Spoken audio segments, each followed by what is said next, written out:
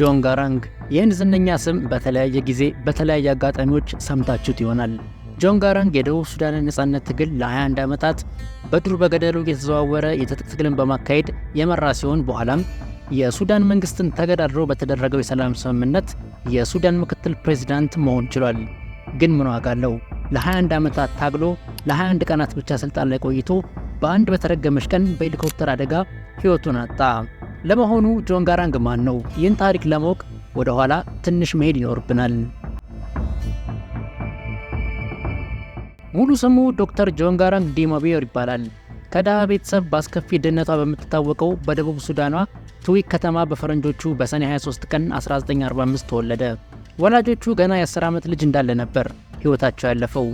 በልጅነቱ ወላጅ አልባ የሆነው ጆን ጋራንግ የመጀመሪያ ደረጃ ትምህርቱን በዘመዶቹ እርዳታ የተማረ ሲሆን በ1962 በወቅቱ ለደቡብ ሱዳን ነጻነት የሚታገሉትን ታጣቂዎች ለመቀላቀል ወደ ካምፓቸው ሄደ። ነገር ግን ታጣቂዎቹ ዕድሜው ገና እንደሆነና ማንበብና መጻፍ ብርቅ በሆነባት መንደር የተማረን ታዳጊ ወደ ትጥቅ ትግል ማስገባትና በለጋ ዕድሜው ማስገደል ስህተት እንደሆነ የተረዱት ታጣቂዎቹ ትምህርቱ ላይ እንዲያተኩር መክረውት ይመልሱታል። ጆን ጋራንግም ሌላ የተሻለ ምርጫ ስላልነበረው የሁለተኛ ደረጃ ትምህርቱን ለመማር ወደ ታንዛኒያ ያመራል።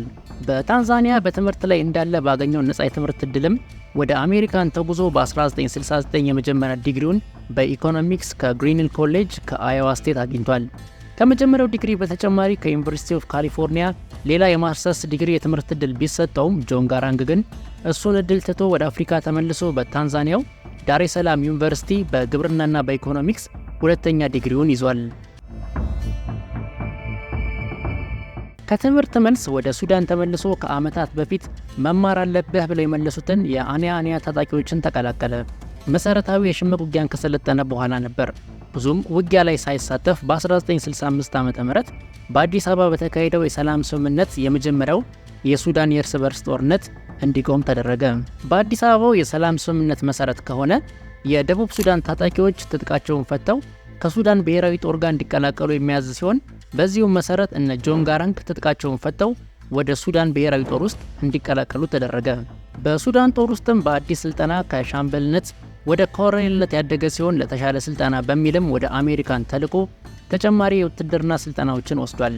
ለትምህርት ልዩ ፍቅር ያለው ጆን ጋራንግ የትምህርት ፍቃድ ከሱዳን መንግስት ጠይቆ ከአዮዋ ስቴት ዩኒቨርሲቲ ሁለተኛ ማስተርስ ዲግሪውን በግብርና ኢኮኖሚክስ ሲይዝ በዛው ዩኒቨርሲቲ የዶክትሬት ዲግሪውን በኢኮኖሚክስ በ1974 ተምሮ አጠናቀቀ። ዶክተር ጆን ጋራንግ ወደ ሱዳን ተመልሶ በ1974 የሱዳን ወታደራዊ ኮሌጅ ውስጥ በአስተማሪነት ለ4 ዓመታት ካገለገለ በኋላ ካርቱም ወደሚገኘው ዋናው የሱዳን ጦር ማዘዣ ጣቢያም በእድገት ተዘዋውሯል።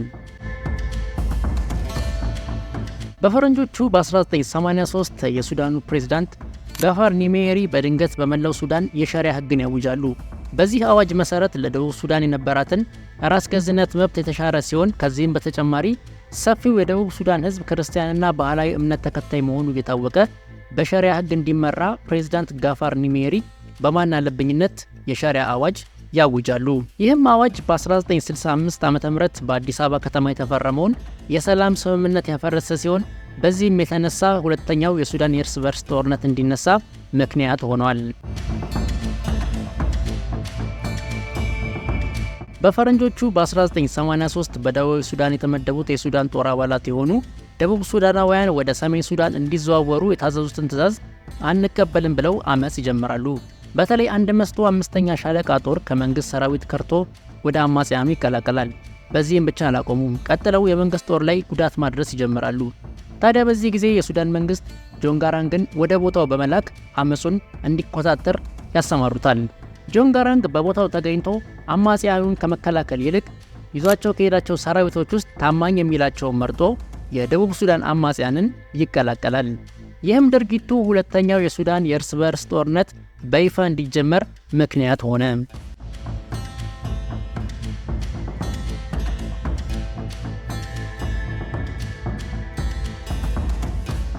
ጆን ጋራንግ ሸፍቶ ከደቡብ ሱዳናውያን ጓደኞቹ ጋር በመሆን የደቡብ ሱዳን ህዝብን ነፃ አውጪ ግንባርን ከመሰረተ በኋላ በጥቂት ሳምንታት ውስጥ የተዋጊዎቹን ቁጥር ከጥቂት መቶዎች ወደ 3000 ማድረስ ቻለ። ከሊቢያ፣ ከኡጋንዳ ብሎም ከሀገራችን በተለይም በደርግ መንግስት ድጋፍ የሚሰጣቸውን የመሳሪያና የወታደራዊ ስልጠና ድጋፍ በመጠቀም የተዋጊዎቹን አቅም መገንባት ችሏል። ይህንን አቅሙን በመጠቀም በደቡብ ሱዳን በስፋት በሚገኙ የነዳጅ ማውጫ ጣቢያዎች ላይና እነዚህን የነዳጅ ማውጫ ጣቢያዎች የሚጠብቁ የሱዳን ሰራዊት ላይ ድንገተኛ የደፈጣ ጥቃት በመፈጸም ከባድ ኪሳራዎችን በሱዳን መንግስት ላይ አድርሷል። በየዓመቱ በሚጨምረው የተዋጊዎቹ ብዛት እየታገዘ መንደሮችን ብሎም ከተሞችን በመቆጣጠር ሰፊውን የደቡብ ሱዳን ደቡባዊ አካባቢዎች መቆጣጠር ችሏል። ጆን ጋራንግ የደቡብ ሱዳን ነፃ አውጪ ግንባር መሪ ይሁን እንጂ በተለያዩ አጋጣሚዎች በሚሰጣቸው ቃለ መጠይቆቹና የአደባባይ ንግግሮቹ የትግላቸው ዓላማ ደቡብ ሱዳንን ከሱዳን መገንጠል ሳይሆን ዋነኛ ዓላማቸው የደቡብ ሱዳን ተወላጆች በሀገራቸው እንደ ሁለተኛ ዜጋ የሚታዩበትን የካርቱም አገዛዝን ማስወገድ እንደሆነና የኦማር አልበሽር መንግስት በመጣል ሙሉ ሱዳንን ነፃ የመውጣት ዓላማ እንዳላቸው፣ ቀጥሎም ካርቱምን ከተቆጣጠሩ በኋላ ሁሉንም ሱዳናውያን ያካተተ ከሁሉም ብሔር ተወጣጥተው ሀገራቸውን ሱዳንን በጋራ በእኩል ተጠቃሚነት የሚያስተዳድሯት ሀገርን ለመመስረት መሳሪያ እንደነሱ በተደጋጋሚ ይናገራል።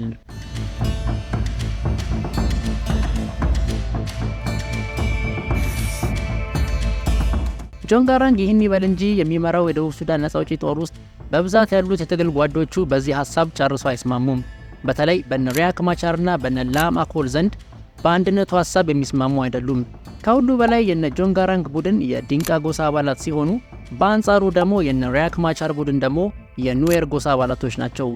በመጀመሪያዎቹ የትግል ዓመታት በጋራ የሰሩ ሲሆን በኋላ ላይ ግን የነ ሪያክ ማቻር ቡድን የጆን ጋራንግን አመራር በፍጹም አምባገነንነትና ከሱ የተለየ ሀሳብ ያላቸውን ቡድኖች በመግደል በማፈንና በማሰቃየት ወንጀል ይከሱታል። They will be known in history as people who stabbed the movement in southern Sudan in the back. They will be known as people who, at the point of victory, when we were going to win, they stabbed us in the back. In contrast to the rich Muslim north, southern Sudan is Christian and poor. John Garang from the Dinka tribe has led the rebel SPLA since it was founded in 1983. It's reduced the government to 3 strongholds in the south, the capital Juba, and the garrison towns of Wau and Malakal. The rebel split came last August. Riek Machar, formerly 4th in the high command, accused Garang of being a dictator and set up on his own in Nasser in the Nuer heartland. Garang didn't like semblance of institutions, of structures, of democracy within the movement. He is interested in running the movement as his personal property. ይህ ልዩነታቸው በኃይል ሰፍቶ ወደ አለመግባባት ደረጃ በመድረሱ በ1990ዎቹ እነ ሪያክ ማቻር የራሳቸውን ቡድን በመያዝ ከዋናው ቡድን ሲገነጠሉ እነ ጆን ጋራንግና ሳልቫኪር ማርዲያት ደግሞ ዋናውን የደቡብ ሱዳን ነፃ አውጪ ግንባርን በመያዝ ትግላቸውን ቀጠሉ። እነዚህ ሁለት ቡድኖች የሚታገሉት የሱዳን ማዕከላዊ መንግስት ቢሆንም ልዩነታቸውና ጥላቻቸው እርስ በርሳቸው በመስፋፋቱ ብዙዎች እርስ በርሳቸው መተፋኮስ ጀመሩ። ሺዎች የሚቆጠሩ ደቡብ ሱዳናውያን ነፃ ያወጡናል ባሏቸው ሰዎች በተተኩሱባቸው ጥይቶች ሕይወታቸውን አጡ። በተለይ የነ ሪያክ ማቻር ቡድን በጭካኔ ወደር የሌለውን ጭፍጨፋ በነ ጆን ጋራንግ ደጋፊ በሆኑት በዲንቃ ጎሳዎች ላይ አደረሰ። We were unable to bury them. We have no manpower, no energy. We could bury them. These were our brothers and our sisters. The regional hospital only has a few patients left. Anyone seriously wounded died for lack of drugs.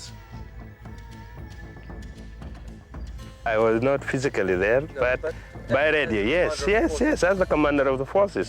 They were in touch with me, yes. They were in touch with me.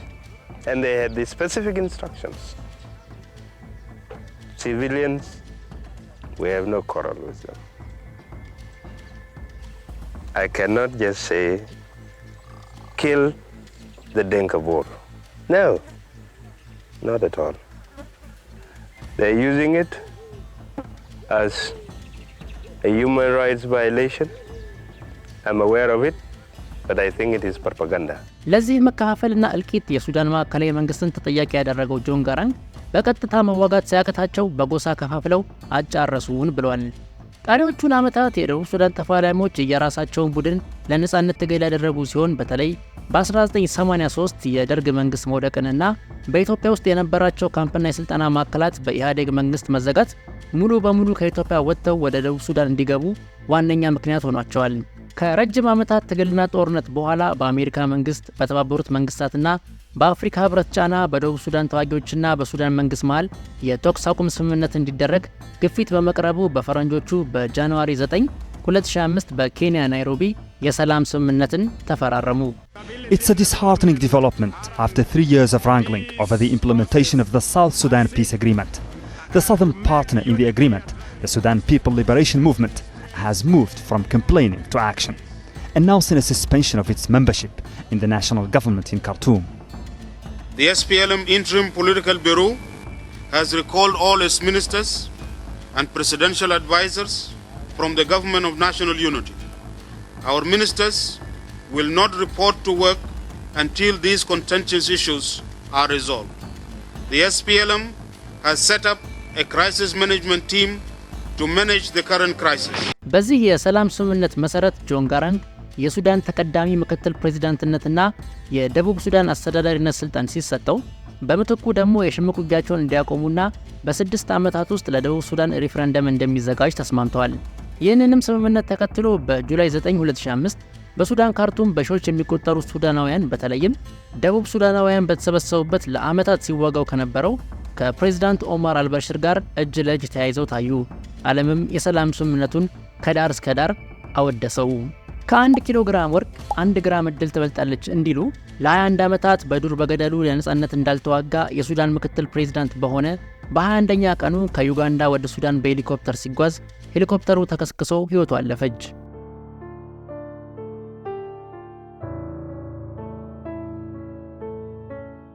የጆን ጋራንግ ህልፈት በመላው ሱዳን ሲሰማ በዋና ከተማዋ ካርቱም ከባድ የህዝብ ተቃውሞ ተነሳ። በተለይ የሱ ደጋፊዎች የሆኑ ደቡብ ሱዳናውያን ለቀናት የፈጀ አመጽ በዋና ከተማዋ ካርቱም አካሄዱ። በደቡብ ሱዳንም ትልቅ የሐዘን ጥላ አጠላ። የነጻነታቸውን ትግል በሱ ላይ ጥለው የነበሩት ደቡብ ሱዳናውያን እርቅ ወረደ በተባለ በ21ኛው ቀን የመሪያቸውን መገደል በጥሩ መልኩ አልተቀበሉትም። ከዩዌሪ ሙሴቪኒ እስከ ኦማር አልበሽር፣ ከትግል ጓዶቹ እስከ ዩጋንዳው ተቃዋሚ ቡድን ሎርድ ሬዚስታንስ አርሚ ድረስ በከፍተኛ ሁኔታ ተጠረጠሩ። የሱዳን መንግስት በሄሊኮፕተሩ አደጋ ዙሪያ ዓለም አቀፍ ምርመራ እንዲደረግ አዘዘ።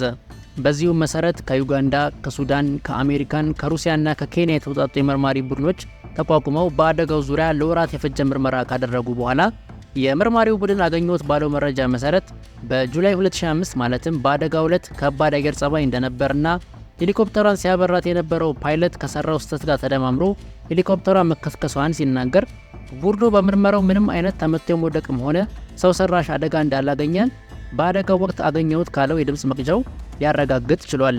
ይህን የምርመራ ውጤት የደቡብ ሱዳን ህዝብ ነጻ አውጪ ግንባርን ጨምሮ አብዛኞቹ በምርመራው የተሳተፉ አካላት ትክክል ነው ብለው የተቀበሉት ሲሆን አሁንም ድረስ ግን ቁጥራቸው ቀላል የማይባሉ ሰዎች የጆን ጋራንግ ሞት ተራ ሞት ነው ብለው አይቀበሉትም። አልጀዚራ ከ2 ዓመት በፊት በሄሊኮፕተሯ መከስከስና በጆን ጋራንግ ህልፈት ዙሪያ በሰራው ዶክመንተሪው በጁላይ 2005 የሱዳን ምክትል ፕሬዝዳንት እንደሆነና የምክትል ፕሬዝዳንትነቱን ፕሮቶኮል ችላ በማለት የቅርብ የሚላቸውን አጃቢዎቹን ይዞ ኦፊሻላዊ ባልሆነ ጉዞ ወደ ረጅም ጊዜ ወዳጁ ወደ ሆነው ወደ ኡጋንዳው ፕሬዝዳንት ዩዌሪ ሙሴቪኒ መሄዱን በዩጋንዳ ቆይታውም ለ4 ቀናት የተለያዩ ስብሰባዎችን ያደረገ ሲሆን በተለይ ከ4 ምዕራባውያን አምባሳደሮች ጋር ኦፊሻላዊ ያልሆነ ውይይት እንዳደረገ ከአሜሪካን፣ ከኔዘርላንድ፣ ከብሪታንያና ከኖርዌይ አምባሳደሮች ጋር ለየብቻ እንደተወያየ በተለይ ከኔዘርላንድ አምባሳደር ጋር ረዘም ያለ ውይይት ማድረጉንና ከአምባሳደሮቹ ጋር ያደረገው ውይይት አዲስ በሚፈጠረው የደቡብ ሱዳን ሀገር ውስጥ ስለሚገኙት የነዳጅ ጉድጓዶች ዙሪያ መወያየታቸው እንደነበር እንዲሁም በንግግራቸው የኔዘርላንዱ አምባሳደር የሀገሯ ድርጅቶች የነዳጅ ማውጣቱን ስምምነት እንዲሰጣቸው ጠይቀው እንደነበርና ጆን ጋራንግም በምላሹ ይሄ ጨርሶ እንደማይሆንና ሀብቱ የመላው የደቡብ ሱዳናውያን መሆኑን ተናግሮ ውይይቱን ባለመስማማት እንደተበተነ ሲናገር ምዕራባውያን ምናልባትም ለዓመታት የደቡብ ሱዳንን እገነጥላለሁ ብሎ ሲዋጋ ከርሞ ባለቀ ሰዓት ሀሳቡን የቀየረና የደቡብ ሱዳናት ማዕድናትን አላስነካም በማለቱ በሽቀው ወደ ሀገሩ ለመመለስ በዩጋንዳ ፕሬዝዳንት የተዘጋጀለትን የራሽያ ሰራሽ ኤምአይ 17 ሄሊኮፕተር ነካክተው እንዳስከሰከሱበትና ምናልባትም ከአደጋው በኋላ በተደረገው ምርመራ ከማንም በፊት በተከሰከሰው ቦታ ደርሰው መረጃ ስለማጥፋታቸውና በዚሁም ስራቸው የዩዌሪ ሙሴቪኒ ሳይሳተፍ እንዳልቀረ አልጀዚራ በዶክመንተሪው ላይ በተወሰነ መልኩ ተናግሯል። ለደቡብ ሱዳን ሲል የዶክትሬት ዲግሪውን ትቶ በአሜሪካ የነበረውን የምቾት ህይወት ትቶ ለ21 ዓመታት በዱር በገደሉ የተዋጋው ጆን ጋራንግ የደቡብ ሱዳንን ነጻነት ሳይ በ60 ዓመቱ ላይመለስ ነበር የሄደው። ደቡብ ሱዳናውያንም በነጻነት ማግስት ባተሙት የመገበያያ ገንዘባቸው ላይ የነጻነት ታጋያቸውን የጆን ጋራንግ ምስል አትመው በየዕለቱ ያስታውሱታል። የጆን ጋራንግን ታሪክ እንዴት አገኛችሁት? ጆን ጋራንግ እውነት በተፈጥሮ አደጋ ነው የሞተው ወይስ በሰው ሰራሽ አደጋ? ሐሳባችሁን ኮሜንት ላይ አስቀምጡልኝ። እንደዚህ አይነትና ተመሳሳይ ቪዲዮዎች እንዲደርሳችሁ የዩቲዩብ ቻናሉን ሰብስክራይብ ማድረጋችሁን እንዳትረሱ። በቀጣይ ቪዲዮ በሌላ ታሪክ በሌላ ምስል እንገናኛለን። እስከዛው ድረስ ከዚህ በፊት የሰሯቸውን ታሪኮች እየተመለከታችሁ ቆዩኝ። እስከዛው ቸር ሰንብቱ።